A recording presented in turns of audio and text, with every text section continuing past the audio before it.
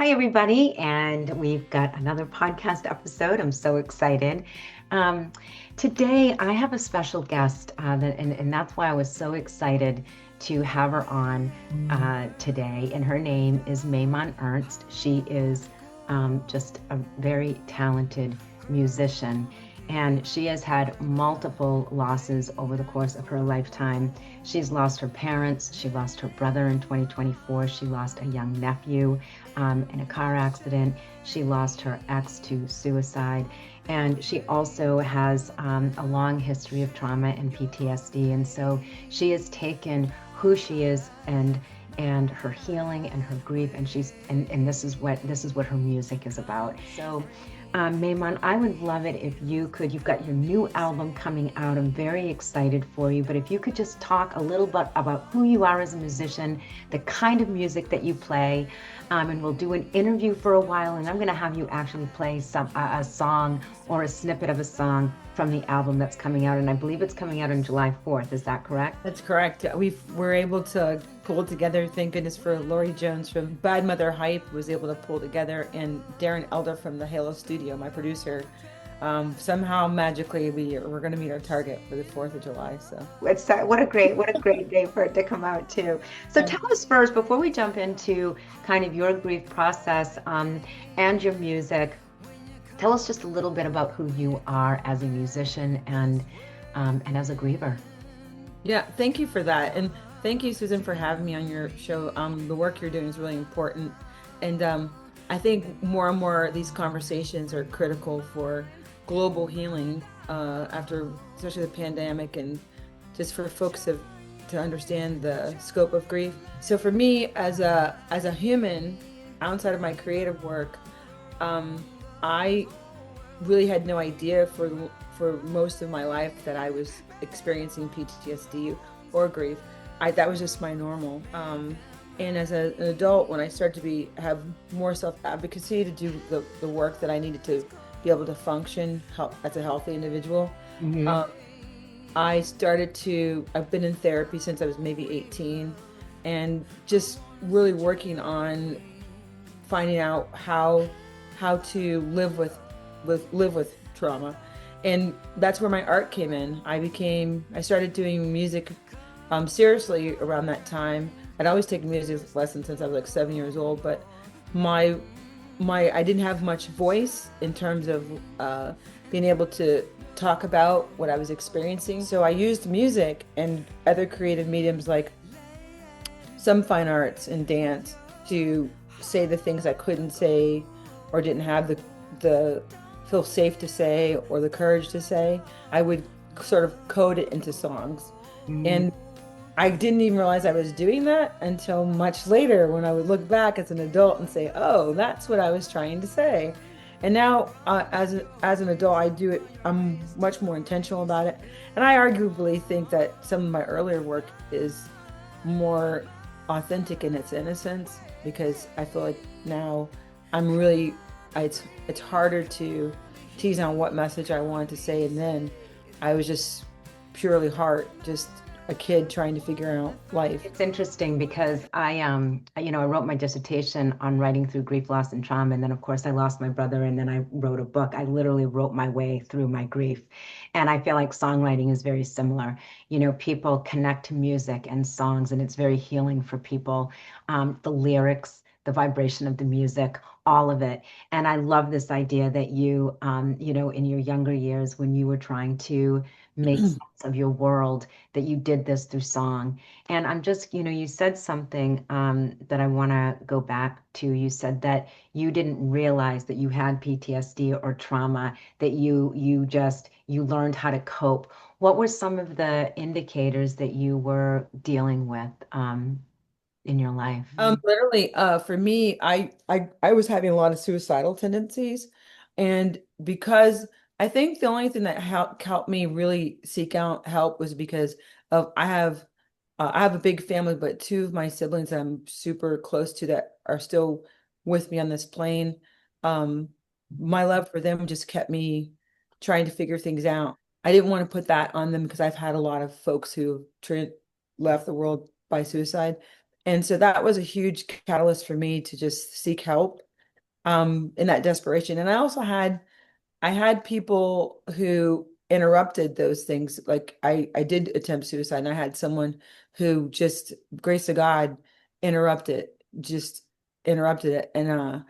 And so I have so many stories of people just standing in the gap and being that person to say, okay, hold on one more day, hold on one more day. Just help give me the space to and really the literal space to have the time to grieve and figure things out, which in this current in our world, especially in Western culture, is a massive luxury. Most people just don't have the wherewithal or the situation to say, you know what, I need a year to figure out how this has changed me. I've just been really blessed to have those times where I could, maybe because I'm an artist and I'm self-employed, or maybe because that's just how it all lined up.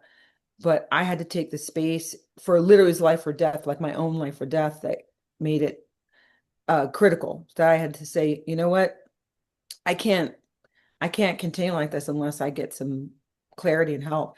And I've been really, really grateful to have that. I love that you're saying this. I give talks on grief and loss, and one of the things I talk about is holding the space to allow the grief to move through us. Oftentimes people will say, I just can't get through this. And I'm like, you don't need to. It needs to move through you.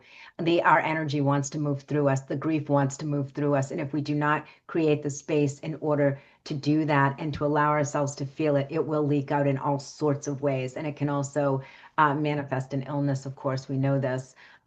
So I'm interested. I do want to talk a little bit about your brother. You and I, before we started recording, you told me that your brother Timothy died in February 20th of 2024, and he died in his sleep. And you were very, very close. And my listeners know that my story about my own brother Rocky and how just how hard it was and how dark it was. And so because grief can really leave us feeling like we don't want to live anymore either. Not necessarily suicidal, as we talked about, but just kind of like pulling the shades down on life and just being like, peace out. I cannot do this anymore. This is Yeah. way too hard. And so I'm curious with you, you've gone through therapy and you've got your music and you had your own PTSD and trauma. What happened? How were you able to find the strength after your brother died? I think honestly, the all the work that led up to that, whether I didn't, it was complete shock for my entire family, but all the work that led up to that moment were in my toolkit. Yeah. I'd experienced my father's passing, I experienced my mother's passing, I experienced lifelong, different cases of trauma. On one hand, I was desperate enough to get help, and on the other hand, I was brave enough to get help, you Yeah. know, and Yeah. so I love that. I've never heard it put that way. I love that because you've got to have the courage and bravery when you're in that space of desperation to carry on, right? And to say, you know what?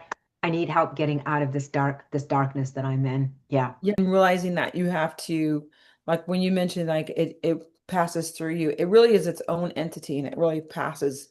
It's a wild animal, it's a rushing river, or whatever you want to call it, but All of it those work. it That's ravages, it ravages everything. Just being a man, I thought of images of, like, we have blueberry barrens up here, and sometimes they burn the barrens. They burn, like, they'll set them on fire to just to.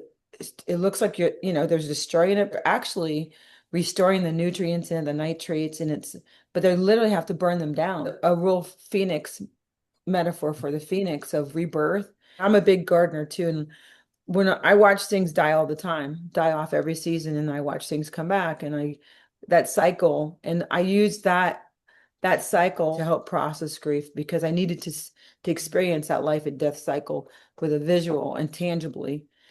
But with my brother passing, I had enough in my toolkit to know that if I just held on, it would pass through. But I was really holding on by a string. I actually experienced quite a few illnesses in that process. I had a really bad fall not long after it, and I broke a bunch of bones, and then I recovered from that. And then they found a cloud in my heart, and I had to have a catheter.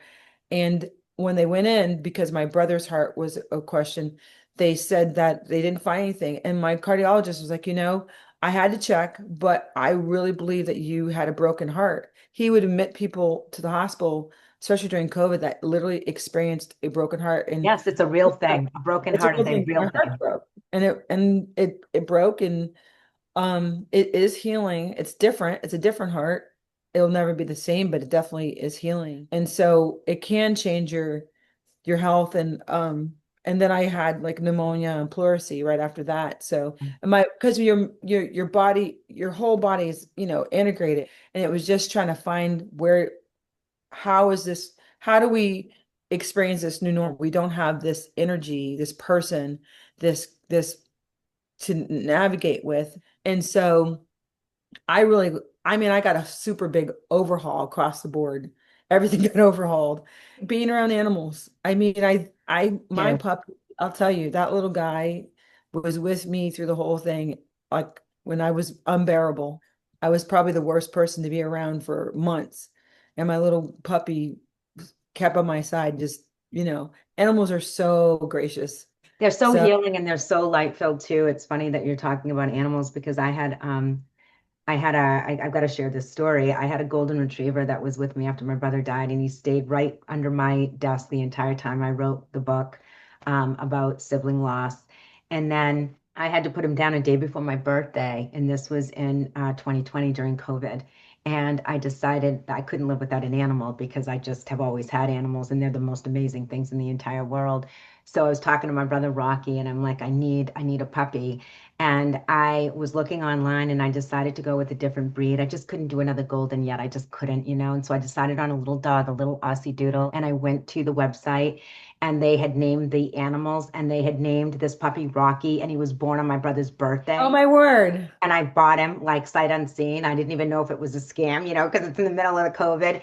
And my dog actually does healing work with me now with my clients. He's a very much a part of the work that I do and helping people release trauma and things like that.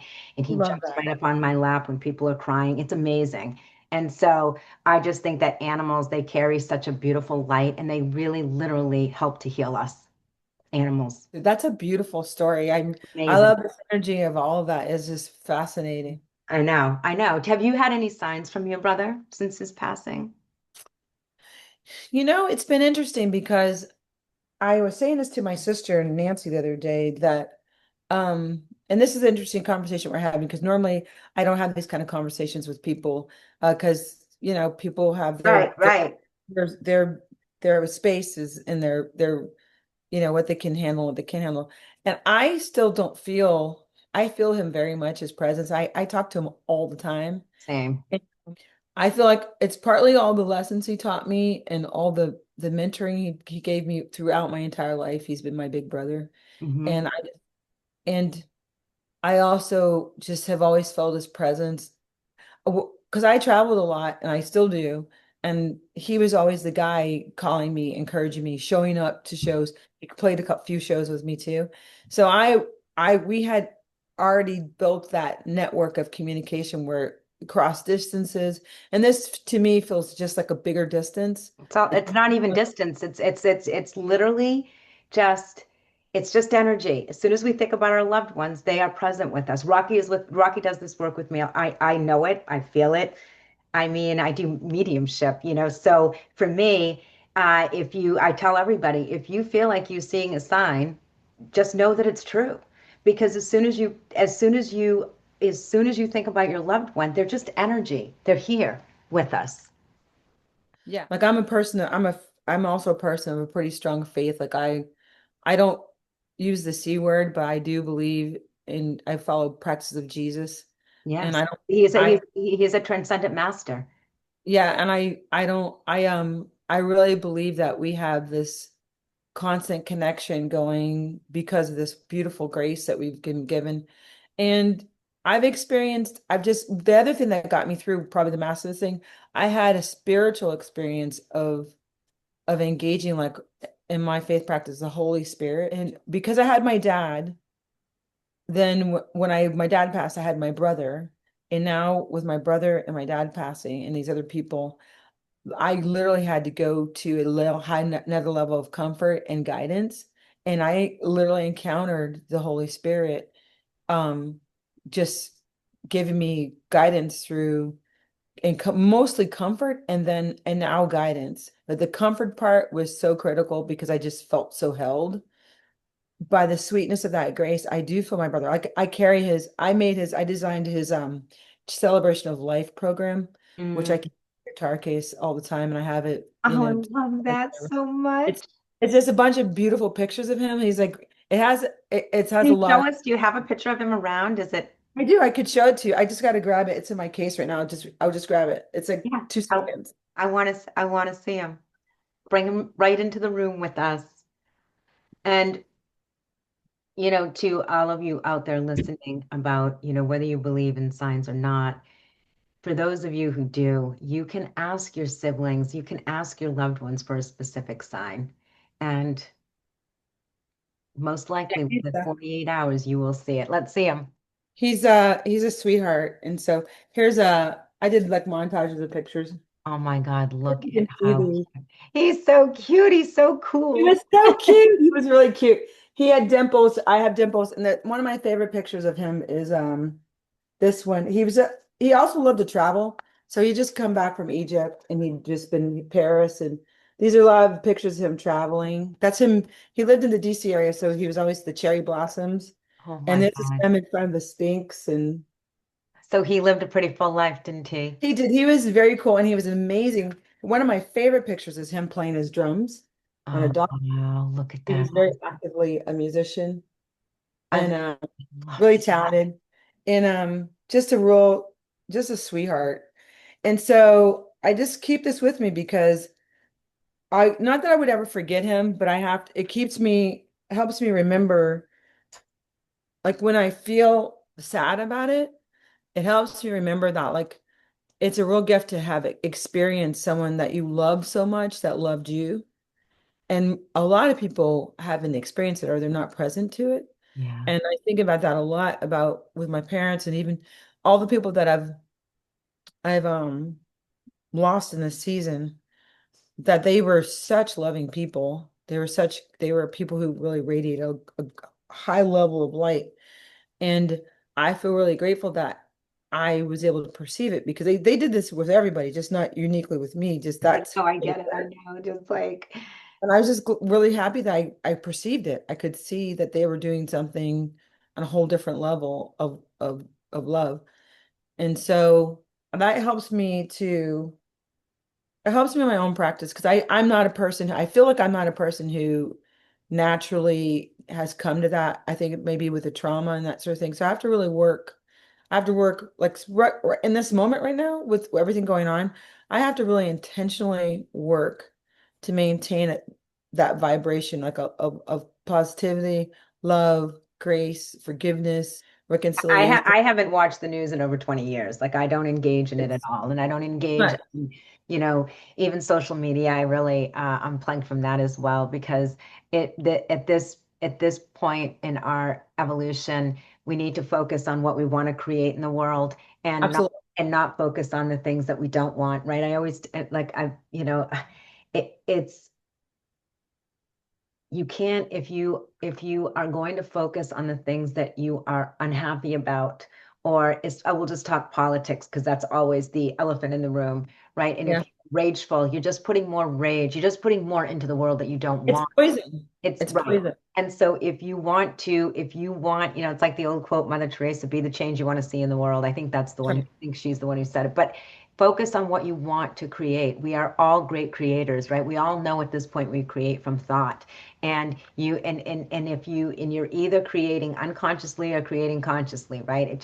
And Yeah. so I feel like right now more than ever we need people to get into alignment to their higher consciousness and Yeah. to radiate that light because it is the light that we radiate that actually matters, right? And Yeah. so um and we raise our vibration when we're in alignment with our joy, with things that light us up, with what we're passionate about. And so I really want to hear your music. So before we go, I would like you to tell us the name of the album that is coming out. Sure. And Oh, I yeah. also have one more question. Is there a song on the new album that is about your brother or that was inspired after his death? I'm just curious. Oh my goodness. So, The name of the record is Lady Bird, and that song was written for my mom's passing. So, Okay. and Lady Bird, and it's just an encouragement song. And then the song, I have a song called Child of God, which was actually written for my nephew Georgie, and then also my brother. I finished it for my brother. I wrote this other song for my brother. It's on this record, but it's going to be on. It's called um, You're So Beautiful, which I played at his celebration of life. Oh, And but this Child of God is also he was the first one to hear that song when I wrote it. I got It was chills. Play that one. we can go to my YouTube channel and show the video because I'm pretty proud of the video I made for it. Oh, let's do that. Yeah, I'm Can totally you happy. can you share your screen? Absolutely. Yes, it's beautiful. So let's go ahead now and listen to your YouTube video.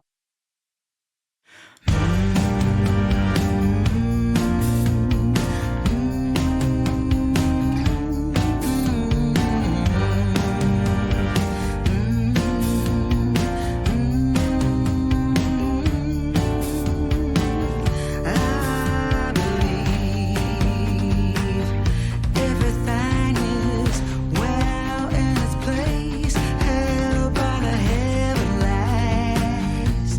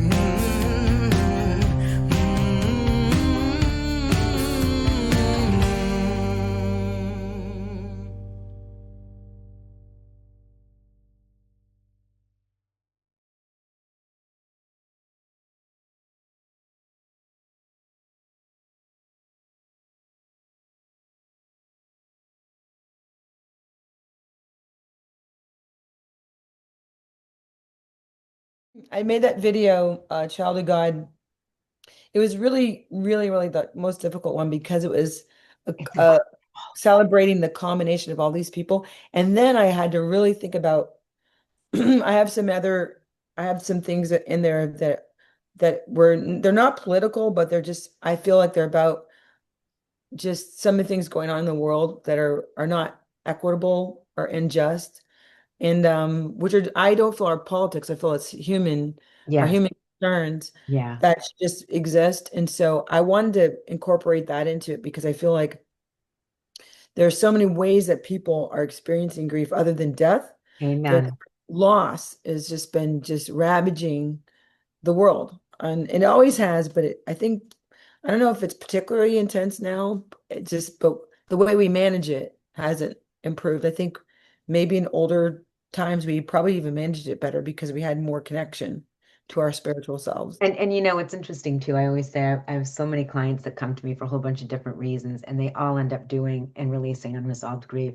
So many of us walk around with unresolved grief, not just death over a person. It can be so many things. And we saw that fallout after COVID, and we're still reeling from COVID, right? People are still, and but Yeah. we don't recognize it. We don't talk about it. We don't talk about the traumas that people endured, the multiple losses that people endured during that or sustained during that during COVID. And um, and I think that that's in our, I don't think that we're particularly good about holding space for grief. I think that, like in our country, it's just like, think about it. You lose a person and 3 days later you're supposed to be back to work. I mean, it's just the most insane thing. Like you said, you had the luxury of taking time off, as did I. I had to leave my job for 3 months, and then 3 months wasn't enough, and I ended up leaving my job. Like that is what ultimately how I quit. Um, Yeah. because I needed to find meaning. And I think that when we're allowing grief to actually move through us, it brings us to a place of experiencing joy in a much deeper way. If we do not allow the grief to move through us, we can really become the negative experience of that. We can become very depressed or anxious or ill, all of these things, because grief is such a powerful Okay. energy. I'm really curious about the work that you're doing because I feel like this is interesting. The synergy that you experience is what I'm experiencing too, where I'm really evaluating the things that have been important to me. Yes. And What prior to matters? my brother's passing, which is really unique because with the other passings, the other losses in my life, I was very, very, very focused on the creative and arts. And now, as I sort of process now, I've left it really open. I've made no commitments. I've said I can make no commitments. I can't make any certainties. I just really have to keep my hands, like literally keep my hands open to see what comes my way and Yes. see what I can agree to and what I can't agree to.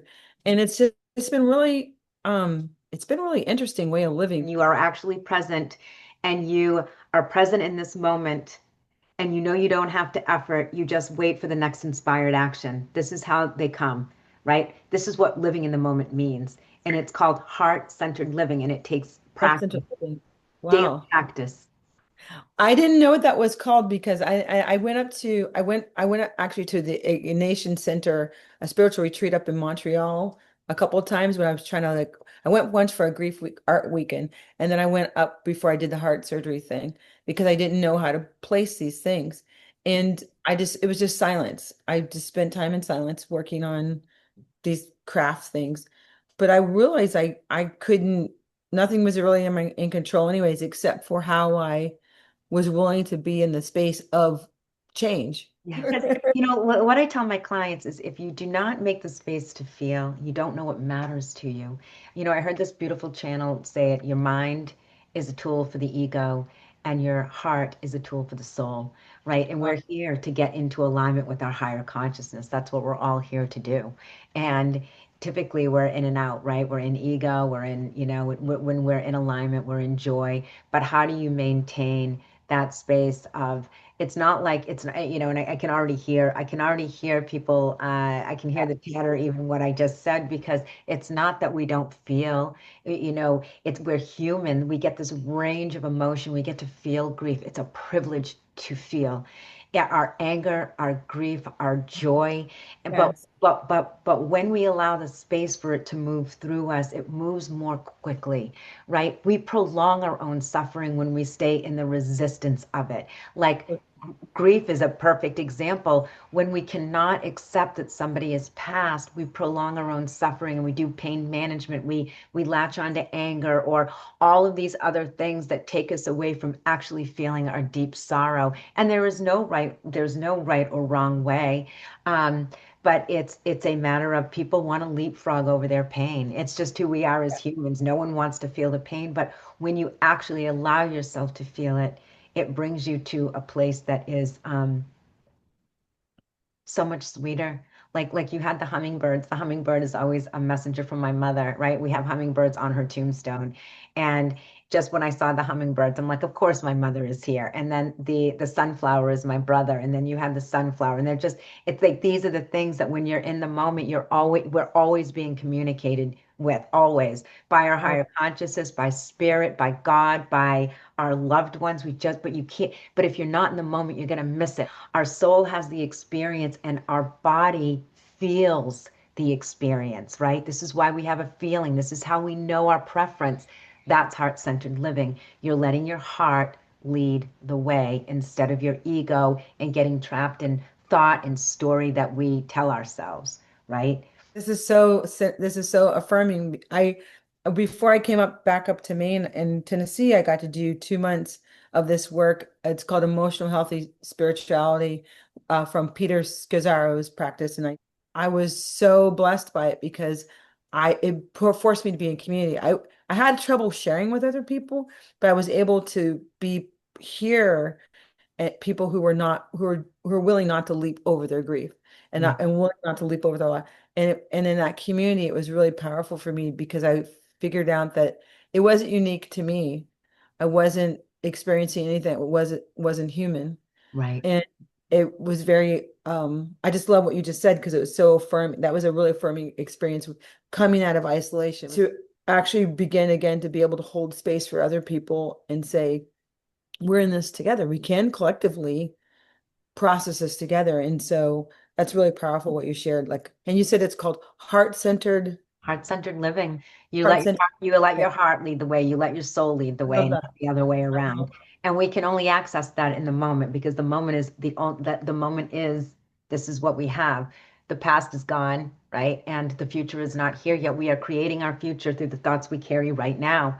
And so this is why when you really allow yourself, I'll tell people when you start getting caught up in story, when you start getting caught up in your ego or you feel like debilitated almost, ask yourself, where are my feet? Because when you know where your feet are and you wiggle your toes, it puts you right back in your body and it puts you right back into the moment. I do like a lot of grounding work. So before I perform, I get super anxiety before I perform, and I usually have to walk the entire parameter of the stage, whatever it is, because my feet need to feel connected Yeah. to what I have to, and it settles me down, so I feel connection to presence where I am.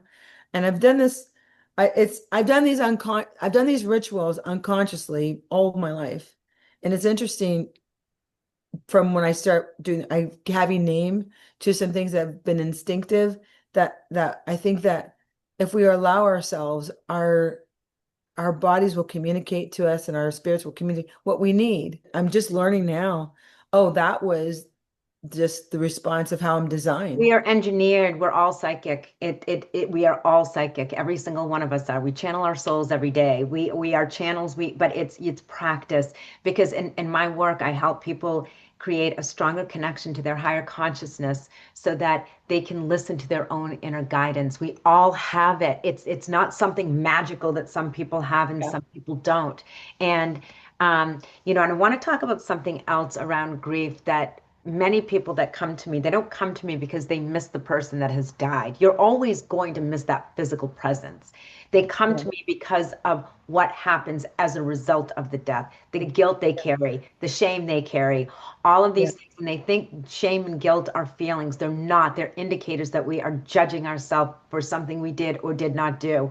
And we are here to learn and to love the human aspect of who we are. We are in collaboration with our soul, and we are so judgmental of ourselves and therefore judgmental of other people. And it is in the judgment, again, that prolongs our suffering. And Absolutely. and how do you get out of judgment? Where are my feet? You get into the moment because you know as the moment unfolds, this is where the magic is. The magic is in the moment that's unfolding. And we miss so many of the experiences in a day because we're up here or we're in the past or we're worried about the future. And and the magic is being here just with you right now, having this amazing conversation and knowing what's going to happen next, being surprised by it. Our loved ones, I've got chills right now, so I feel that we're completely surrounded. Um, we're so guided, we're so loved outside of the human body, right? Like just close your eyes and feel yourself breathe. And when you can feel that, you're going to feel your own energy. You're going to feel consciousness. It's amazing when you start. This is what meditation is about, right? Yeah. Meditation is to help us shut the mind down so that we can experience how big, how vast we all are once we're outside of the body. I um I was reminded recently that I'm a spirit having a human experience, not a human having a spiritual experience. But you're both. That's the cool thing. Yeah. We're both. We're human. It's both. That's the collaboration. The collaboration. And what you said about it's so incredible that I've been very fortunate not to have um any guilt or shame or regret with any of these passings. The only thing that I've experienced is that um I guess the regret of not getting there in time, like with my father not getting there in time, because I he was just to hold his hand. And that was the thing with my brother passing alone was that just the knowledge that the person who stood for thousands of people passed alone. And that's Mhm. my assumption though, but then I started to think recently about more and more, I'm realizing that he wasn't alone. He Not, no, not even close. I mean, we weren't on this plane able to be there, but he was collected and held and the more that I am coming to realize that I do feel a release seen in my physical and spiritual bodies of of the pain of the absentee because I don't really believe I don't feel him lost. I do feel him not in present at this moment, in terms of like in this plane. I always feel the spirit, I just don't feel him in the flesh. And so it's been really interesting that I felt it's been such a gift to have had people that we did say, I love you, I care about you. We took that extra, even just to leave a message, I'm thinking about you, I love you, or whatever, of not allowing barriers while we were still on the same plane. We didn't allow any barriers between us.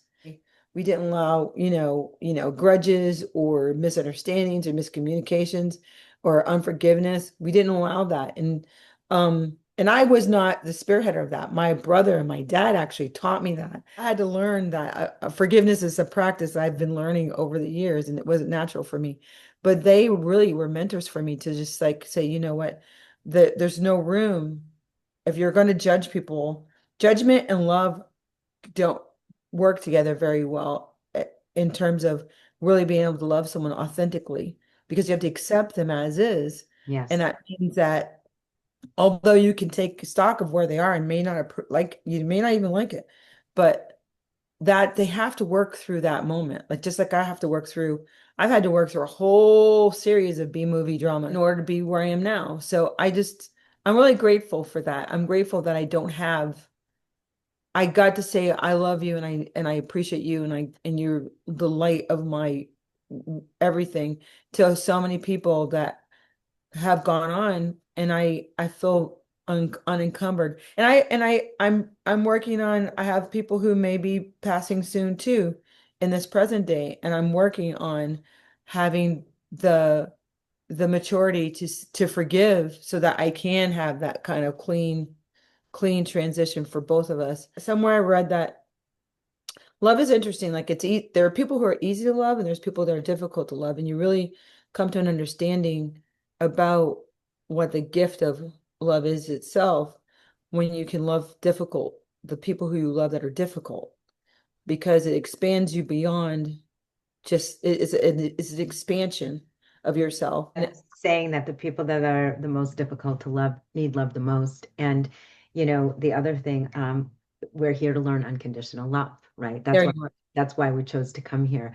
Um, and it doesn't mean that if you have people in your life that bring you down, it doesn't mean that you can't move away from people, right? But Sure. it's having the compassion and love for the human experience that we're having, because we've all heard it, we're part of the collective and we've individuated in this lifetime. Um, and that when we are learning to love ourselves through other humans. This is why the idea of judgment, we're just aspects of each other. We're just mirrors of each other. We True. literally create our own reality. So Yeah.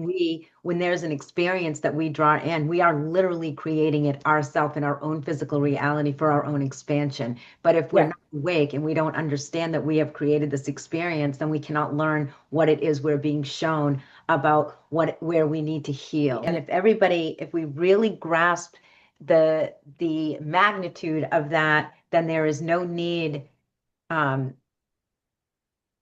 there's no need for forgiveness because we understand that we are writing our own story in this lifetime. However, when I think about forgiveness, even deeper forgiveness, it's forgiving the human in us for taking on this lifetime. We're warriors. We are warriors. Anyone who's chosen, not all souls choose to come to the earth plane, but it's like we're getting a PhD here, right? Because we are helping the collective to expand more quickly.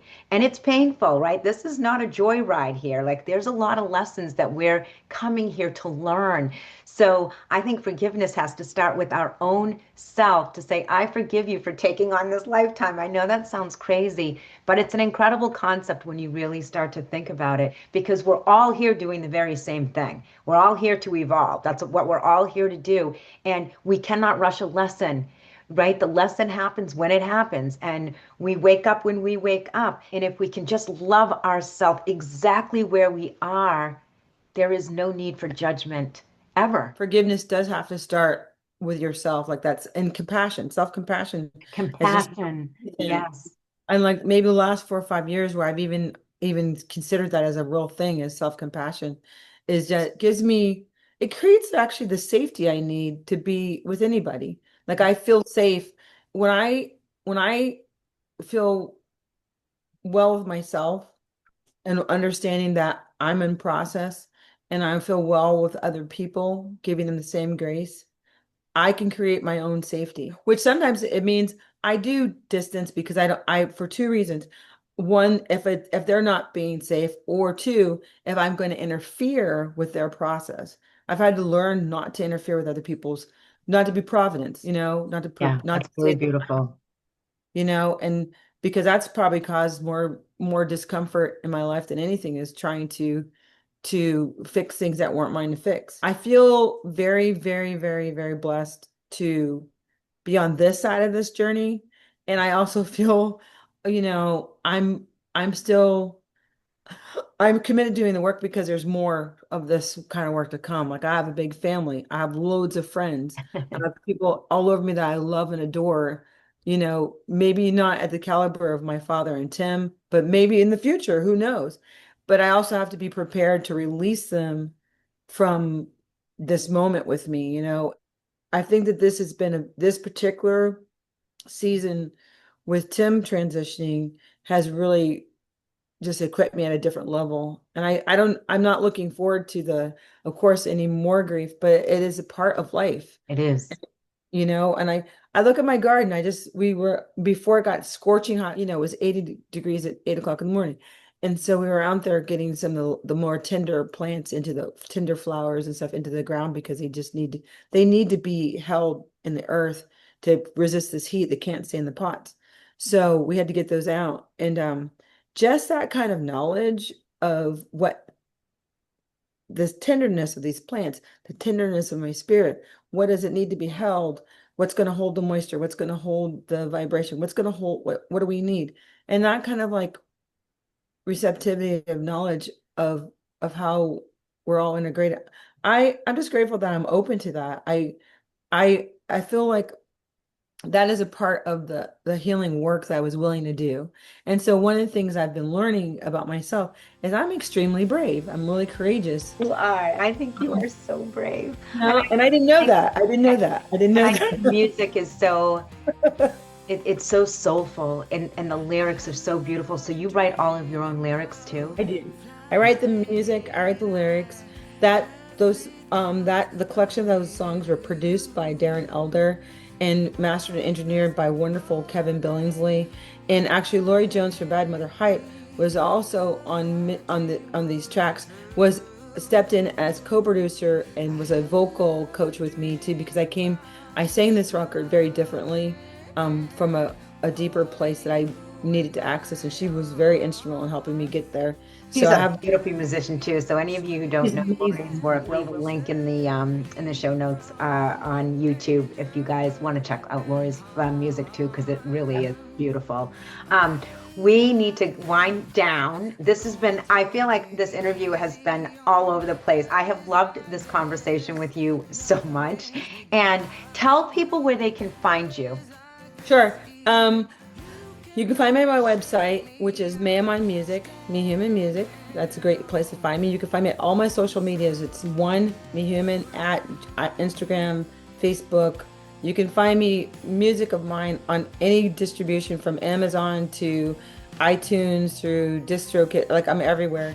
And if you are looking for sync music, you can find me on Disco, where I do a lot of sync work too. And I love people to share things. Feel free to share music. Please, by all means, share it. So. Awesome. And listen, is there anything else you'd like to share about your music or your brother, or anything that I've not asked you? Anything at all? I think that the only thing, and thank you for all these questions. First of all, thanks for having me in this conversation. I feel these are divine appointments, and you don't have these conversations every day with everyone. So this is beautiful. And I just want to encourage people. I think number one is to be willing to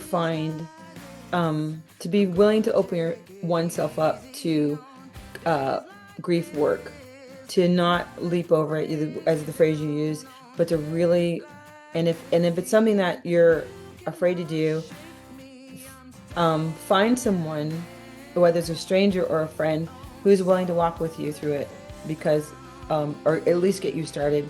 And if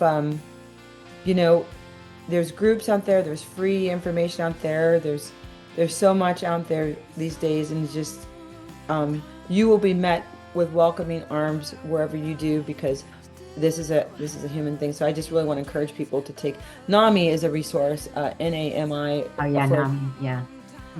National Association of Mental Health Institute, I think it stands for, but it's NAMI, and just to really step into it, because it's the only way. It'll be unique to you, but getting started is the only way to really to process it. So I just want to encourage people to do that. Thank you. And I'll throw out a resource too. I think I've said this to you guys before, but a really great website is opentohope.com. And for any writers out there, they're always looking for contributing articles, and it's just a beautiful place to go. There's every kind of loss you can imagine. And when I first lost my brother, I got on there and I just read people's essays, and that made me feel not so alone. But I am with you all the way. I mean, when I